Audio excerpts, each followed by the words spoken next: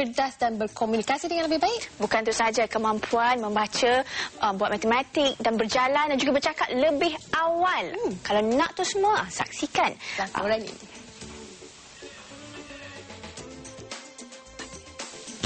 Benarkah semua susu adalah sama? Elemen-elemen seperti lemak, protein, karbohidrat, vitamin dan mineral terkandung dalam semua jenis susu, tetapi hakikatnya setiap jenis nutrien yang terkandung di dalamnya berbeza mengikut keperluan genetik. Susu ibu pula mengandungi lebih daripada 400 jenis nutrien berbanding susu formula.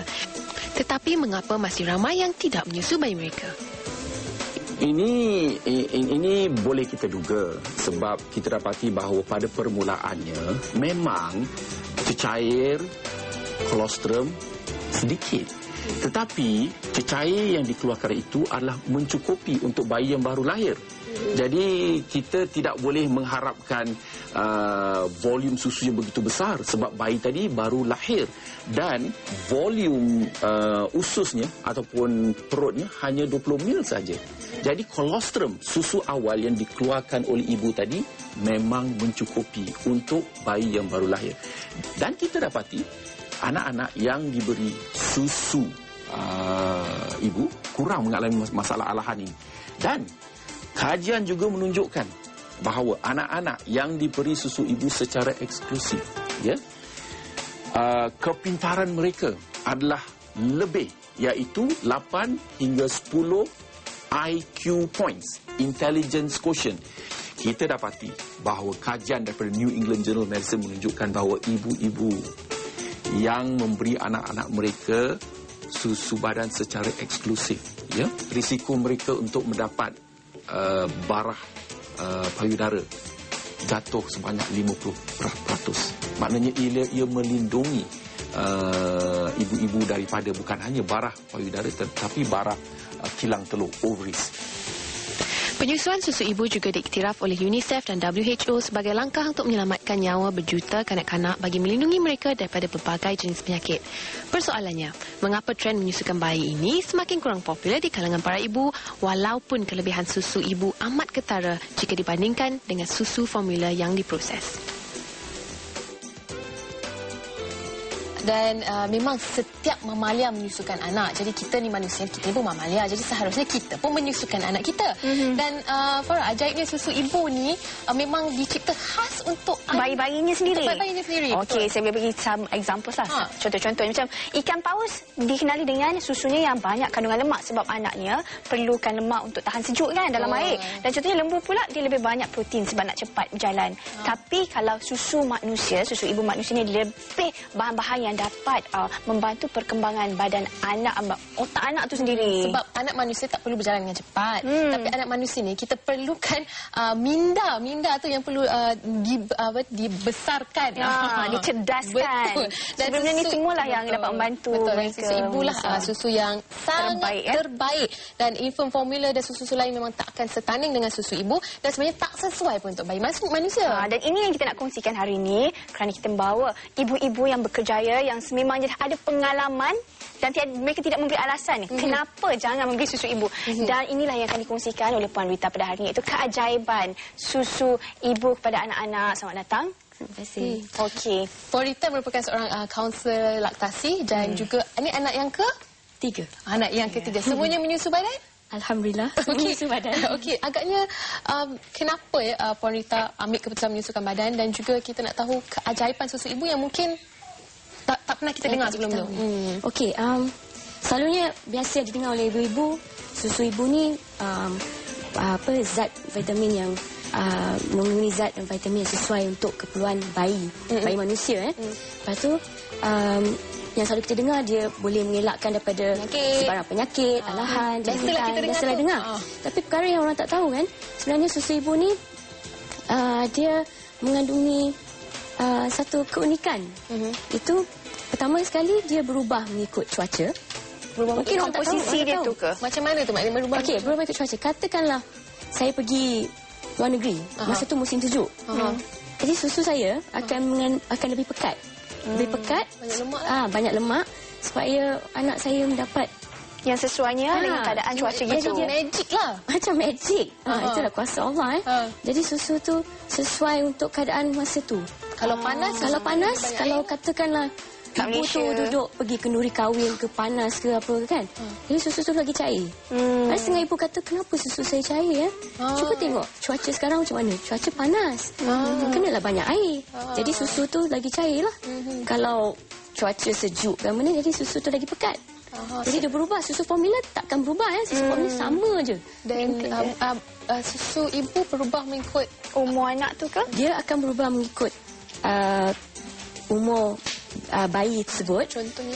Contohnya kalau anak saya berumur 6 bulan, dan ada seorang lagi ibu yang menyusu anaknya 3 bulan, kandungan zat dan nutrien dalam susu kami berlainan, tak sesuai. Jadi saya tak boleh menyusukan anak dia. Sebab susu dia kandungan tak sama kan. So keperluan zat dan nutrien tu memang khusus untuk bayi yang berumur macam 3 bulan, 6 bulan. Jadi kalau kita tengok susu formula, perasan tak dia ada macam stage 1, stage 2 kan? Tapi susu ibu ni, you tak payah fikir pun pasal nak tukar stage 1, stage 2. Dia akan automatik. Secara semula jadi. Okey. Satu lagi, rasa. Oh, rasa pun berubah. Rasa berubah. Susu ibu berubah ya. Macam mana tu? Berubah dari segi apa? Okey, keunikan dia, kalau kita makan, tiap-tiap hari kita makan benda yang berlainan kan. Takkan tiap-tiap hari makan makanan yang sama. Jadi susu ibu ni dia takkan sama tiap-tiap hari rasa tu. Jadi budak bayi yang menyusu susu ibu, dia akan dapat merasa pelbagai jenis rasa. Berbanding dengan susu formula 1 sampai ke umur berapa macam tu je lah rasanya. Tanya Dina, you nak tak rasa makanan yang sama tiap-tiap hari makan benda yang sama? Nak tak? Tak nak kan? Jadi kalau susu ibu, dia berubah tiap-tiap hari. Kalau hari ni mak dia makan ayam, lain macam-macam. Kalau mak dia makan durian, lain pula lah kan. Okey, satu lagi yang kita nak tahu ialah bila kita menyusu ni, dia bukan sahaja dari segi orang kata susu tu sahaja, komunikasi antara anak tu kan. Lagi-lagi kalau bayi pramatang sebagai contohnya. Okey. Bayi pramatang, of course kandungan susu ibu tu berbeza lah dengan kandungan susu ibu yang anak dia cukup bulan. Sebab kandungan susu ibu yang mempunyai anak pramatang ni, dia kurang protein.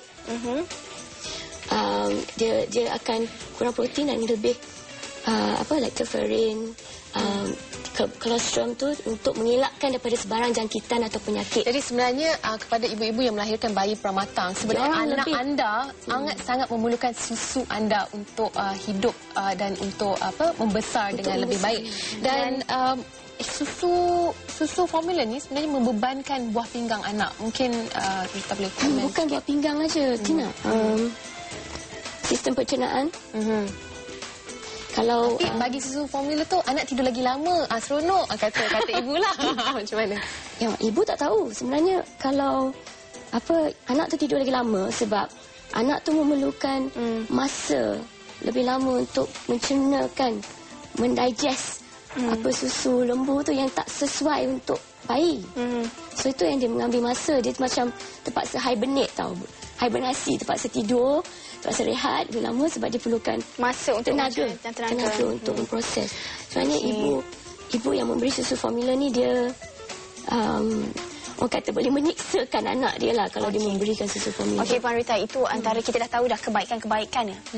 Sebenarnya banyak lagi. Macam-macam lagi.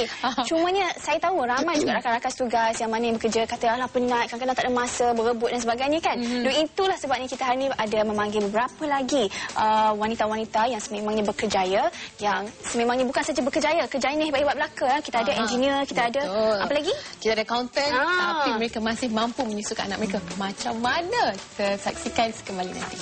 Lepas ni, payudara dah berubah wajah, berubah bentuk.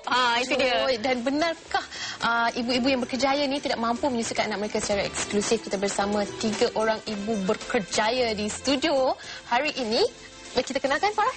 Okey, di sebelah sana tu ialah Puan Hasnoliza Abu Hassan, ibu bekerja, seorang accountant. Dan anaknya Hassan, anak ke-6. Dan sebelah saya ni ialah Puan Ramona Nazrin, seorang engineer. Selamat datang.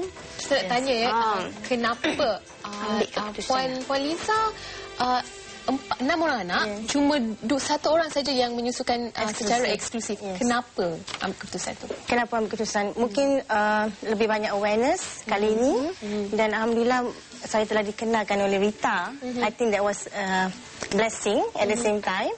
And saya lebih prepare dari segi mental. Saya rasa itu yang paling penting yang saya telah lakukan pada kali ini. Okey, pada ibu yang buat pertama kali nak dapatkan anak kan, saya pasti mereka tak dapat bayangkan seharian kehidupan seorang ibu yang nak menyusukan anaknya bagaimana. Mungkin kita nak saksikan dahulu laporan yang kami sediakan. Saksikan. Dalam beg ni bukanlah diisi dengan video cam ataupun alat-alat elektronik lain yang mahal-mahal.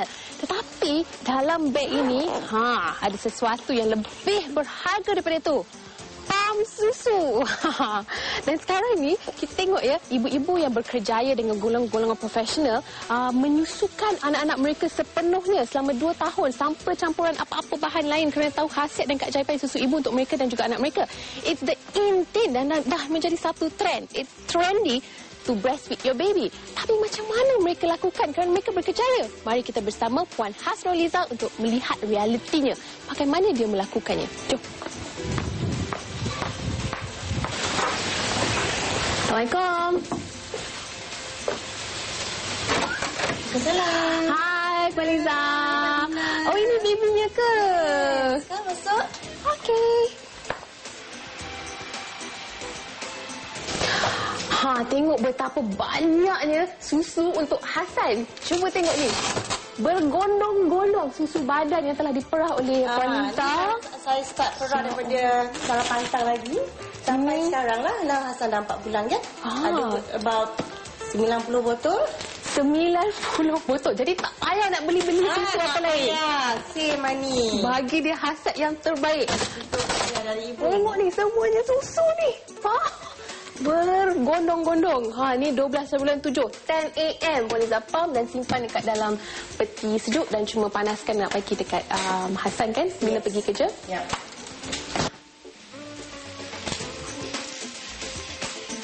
Ada di sini. Sekarang pukul 12 tengah hari dan sekarang lunch break. Dan Puan Liza baru habis mengempam botol susunya yang kedua. Jadi ini jelas menunjukkan bahawa seorang wanita yang berkerjaya masih mampu menyusukan anaknya secara eksklusif. Yalah, kalau kita tengok kan Puan Liza, kalau lelaki boleh ambil break merokok, kita orang perempuan boleh ambil break untuk mengempam susu kan. Okey, sekarang kita nak simpankan susu dekat dalam freezer. Dan ini jelas menunjukkan bahawa sebenarnya tiada alasan saya bekerja dan anda tidak mampu menyusukan. Nampak? Masih boleh susukan anak. Simpan. Dan nanti ambil bila waktu balik kerja. Kan? Okey. Okey, itu nampak positif semuanya smooth saja kan. Tapi realiti ni bagaimana? Lagi-lagi bila baru saja balik kerja kan. Jadi macam mana? Puan Ramona mungkin boleh ceritakan sebenarnya susah ke ibu bekerjaya ini nak menyusukan anak? Apa yang perlu kita lakukan? Ketahui dan cabarannya apa selalunya? Actually as working mothers yang paling penting sekali untuk you berjaya berjaya menyusukan anak sepenuh masa dengan schedule you yang begitu tight. Yang paling penting pertama, mental you must be very strong. Okey, yang kedua, orang sekeliling you pun mesti menyokong you, terutama yang paling dekat dengan you, suami. Okey, yang ketiga, you mesti memahami hakikat yang you ni berkerjaya. Kerja tak tentu masa, you kena ada pembantu. Terutama pembantu rumah lah yang akan menolong you. So at least you bila balik daripada rumah, your maid dah siapkan semua alat-alat nak memasak. Sebab saya memang masak di rumah. Okay, at least I boleh ambil anak tu and I akan susukan dia. Itu yang paling penting lah. Dan selalunya macam mana pula dekat office? Lagi-lagi masa nak pergi pam, tengah meeting, tiba-tiba dah sampai waktu. Saya terpaksa, in fact saya dengan rela hati, bukan terpaksa, menceritakan kepada sahabat-sahabat saya yang kebanyakannya lelaki. Yang saya ni menyusukan anak, mungkin dalam masa 2-3 jam, I kena pam lah. And Alhamdulillah dekat office memang ada tempat pam. Mungkin Puan Ramona berceritakan pengalaman Puan Ramona bekerja terpaksa pergi ke China, pergi ke Thailand. Lepas tu dalam meeting pun, kalau tengah-tengah dalam meeting tu macam mana kalau dah bengkak susu tu? Puan Ramona buat apa? In fact masa dah nak bengkak tu I terus keluar. Tapi sudah faham lah agaknya. Yes. Okey. Okey. Okey, sekarang kita dapat lihat ni antara realiti di mana ni, di rumah ya. Ni Puan Liza nak pergi kerja. Jadi apa yang Puan Liza lakukan adalah mengambil susu-susu yang telah dibekukan tu, lepas tu cuma panaskan dan suruhlah kita punya pembantu memberinya pada bayi berkenaan. Dan maknanya memang kita tak perlu beri apa-apa lagi campuran susu lain lah. Jadi pada Puan Liza masa dekat dalam, bila masa dapat 90 botol tu, macam mana boleh dapat 90 botol susu? Okey, sebenarnya apa yang saya telah lakukan, masa saya dalam pantang, masa tu saya telah mula menyimpan susu-susu. Okey. Maknanya tiap-tiap kali masa saya menyusukan bayi, saya telah belajar teknik yang betul lah. Maknanya bukan betul bagi saya cara yang senang untuk saya dapat susu yang banyak. Saya feed sebelah baby, saya pump sebelah baby. Okay. Mungkin boleh kongsikan alat-alat yang digunakan, alat pam-pam susu yang perlu digunakan. Mungkin Puan Rita boleh tunjukkan kepada para penonton. Okey, mereka mungkin ada yang dalam pantang sekarang ni mereka mahu menyusukan anak tapi tak tahu macam mana. Apakah yang perlu, alat-alatnya ke apa yang perlu kita sediakan? Okey. Dan sekali diorang kena ada pam susu yang sesuai. Selalunya pam susu yang sesuai ni dia mahal sikit lah. Dalam lingkungan berapa tu? Boleh kita tunjuk tak? Boleh. Okey. Contoh ni salah satu pam. Okey, ni manual kot? Ini manual. Dia ada pam manual tunjuk tak pada... dan dia ada pam elektrik. Okay, kita tunjuk sikit pada kamera kat depan ini tu. pam manual ni berapa harganya agaknya? Okey, pam manual ni harga dia dalam lingkungan 200 lebih lah. 220 macam tu. Okey. Pam manual biasanya dalam lingkungan 200 hingga 200.5.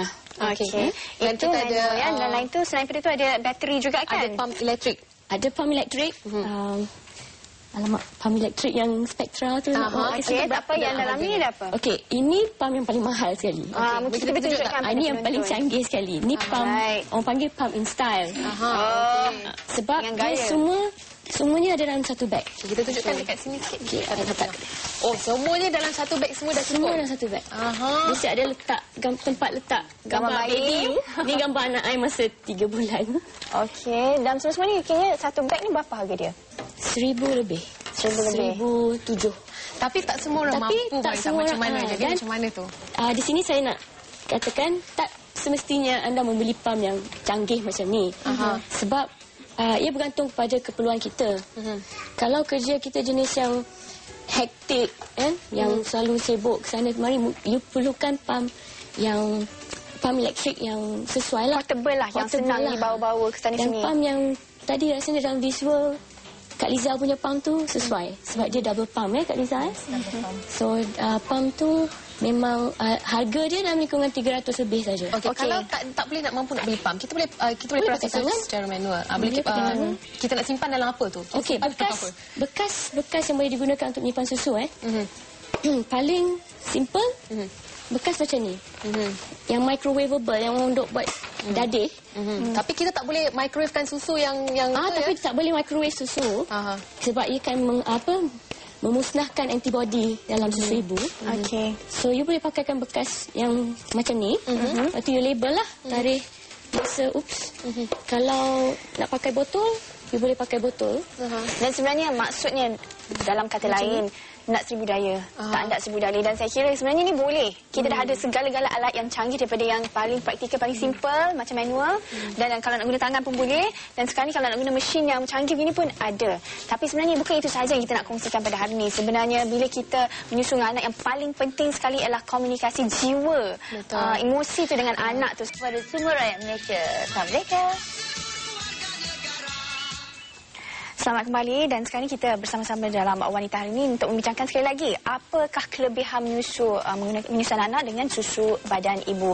Dan sebenarnya macam tadi kita dah tahu khasiatnya, kelebihannya, bagaimana praktiknya kita boleh aplikasikannya walaupun kita bekerja. Dan sekarang kita nak kongsikan pada anak-anak yang baru dilahirkan, ada komplikasi kesihatan dan sebagainya, bagaimana ia penting untuk mereka dan sebenarnya dapat membantu mereka untuk lebih sihat.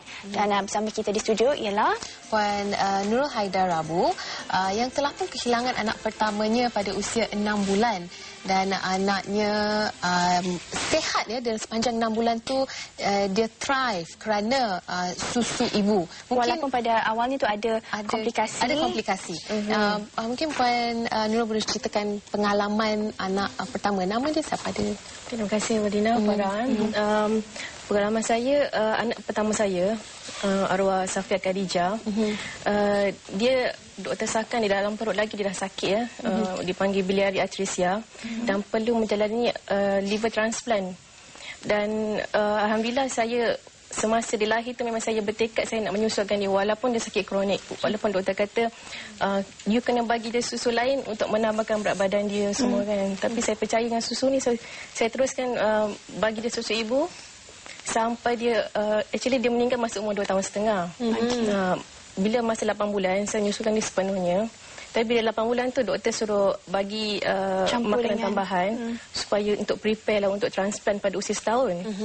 Jadi yang saya nampak ialah bila kita boleh kita menyusukannya selama yang boleh, supaya yang penting untuk sakit kronik dia punya paru-paru mudah infection kuman kan. Jadi alhamdulillah arwah Safia ni dia punya paru-paru kuat lah.